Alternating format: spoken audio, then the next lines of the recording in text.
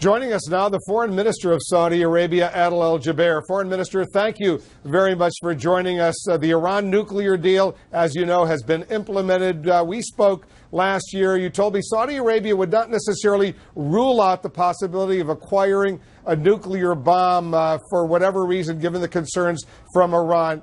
Is Saudi Arabia now pursuing that nuclear option? Wolf, I think there has been a lot of disinformation spread by the Iranian foreign minister when he said that Saudi Arabia is actively lobbying against this deal and that we're against it.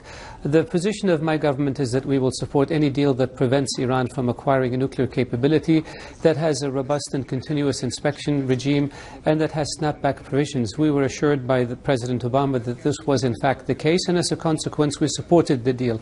The concern that we have is what Iran will do with the windfall in terms of additional revenue it generates as a result of the lifting of some of the sanctions. Our concern is that that will be used to support terrorism and to spread instability in the region.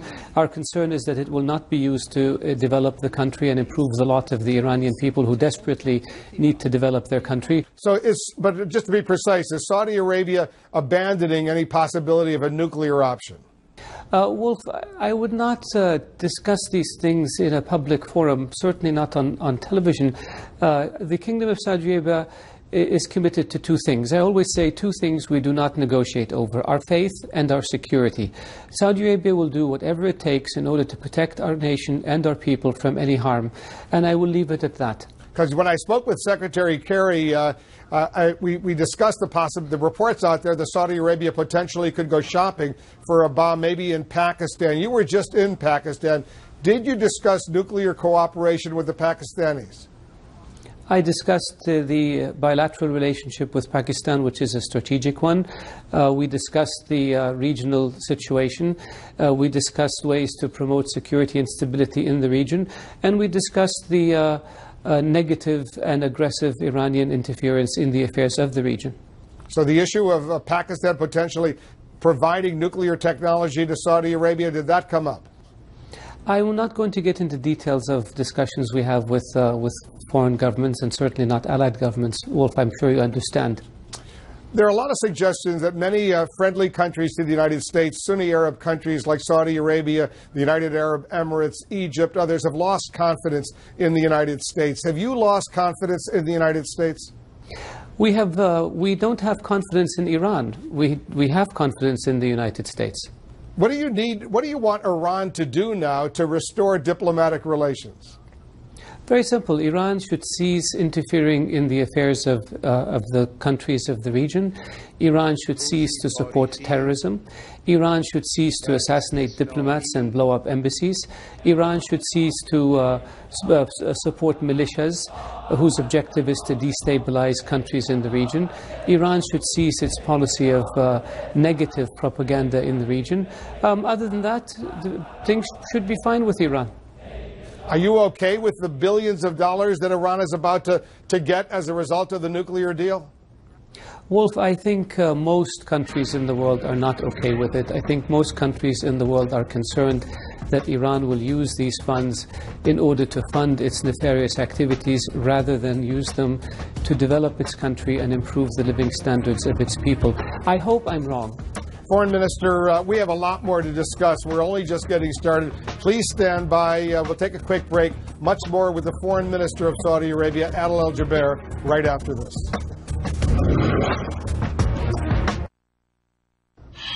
And joining us again, the Foreign Minister of Saudi Arabia, Adil al-Jabir. Foreign Minister, you write in the New York Times about how Iran is promoting terrorism, but for you this is also very personal, and you mentioned this in the article. The Iranians, through an agent in Washington, tried to kill you. Do you have confidence that this Iran deal now will work and that you no longer will be on their hit list? Wolf, I've said before when you asked me about this question that this is not personal. This is not about me. This is about my nation. This is about my region. This is about a country that has been aggressive in its policies, that has had no inhibitions in using terrorism. This is a country that occupied the American embassy in Iran for 444 days, including taking American diplomats hostage. This is a country that has blown up the American embassy in Beirut, killed the U.S. Marines at Beirut International Airport, killed French soldiers in Lebanon. This is a country that has blown up embassies, that has assassinated diplomats, including 3 Saudi diplomats in Thailand. This is a country that's implicated in the Khobar Tower bombings. In fact, it planned it and its officials directed it, and the people who perpetrated this crime moved to Iran and have been sheltered by Iran for the past 20 years. This is a country that harbors the leadership of Al-Qaeda, including one of Osama bin Laden's sons. This is a country that has no inhibitions about engaging or supporting terrorism, death and destruction. This is a country that has provided troops and recruited troops in a sectarian war in Syria that has allowed Bashar al-Assad to murder more than 250,000 of his people and to render 12 million of them refugees or displaced persons.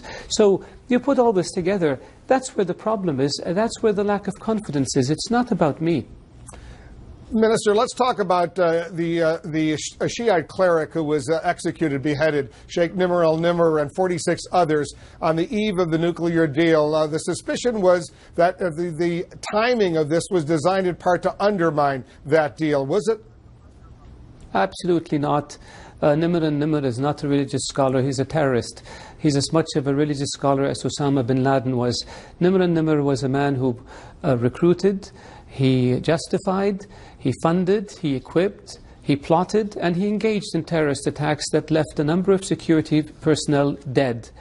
He was caught in the middle of a raid, and so he was jailed. He was sent to court. The decision went from the courts to the appellate court to the Supreme Court. He was found guilty, and he was punished, and that's the end of it. The Foreign Minister, is that the Saudi Arabia beheadings is what ISIS does. They behead individuals as well, and there's been a negative light shined on your country as a result. Any second thoughts? Well, Wolf, I think people tend to be too superficial. We have the death penalty, so does the United States. If we were to use the same methods that the United States uses, and then tomorrow ISIS decides to use those same methods, does that mean that they got it from us? Does this mean we have to change our method again? The death penalty is part of our legal system, and people who commit crimes that lead to the death of the innocent are punished. And this is something that the world has to respect, just like we respect the laws of other countries, including countries that do not have the death penalty.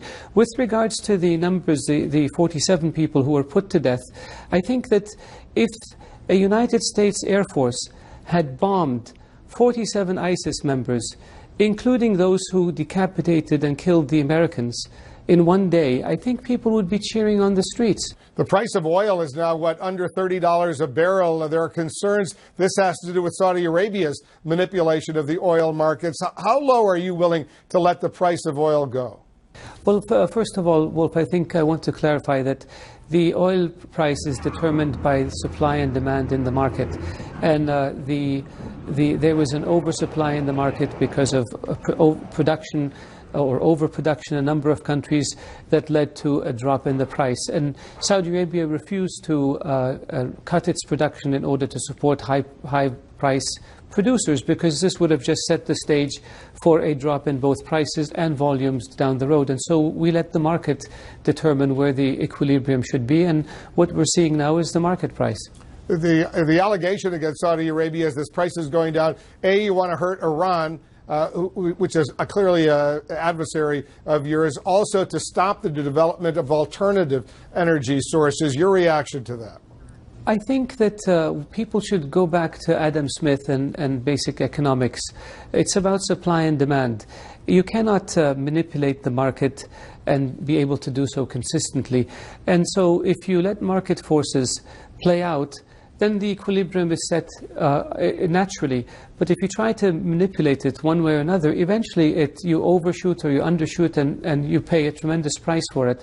I think there is a lot of speculation and a lot of theorizing about why something is happening. And it reminds me of the conspiracy theories we have in the Middle East. In the Middle East, the conspiracy theories have to do with what the great powers are doing. In the West, the conspiracy theories have to do with what the oil powers are doing.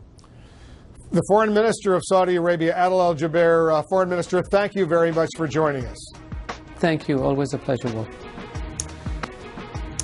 He was joining us from Riyadh in Saudi Arabia.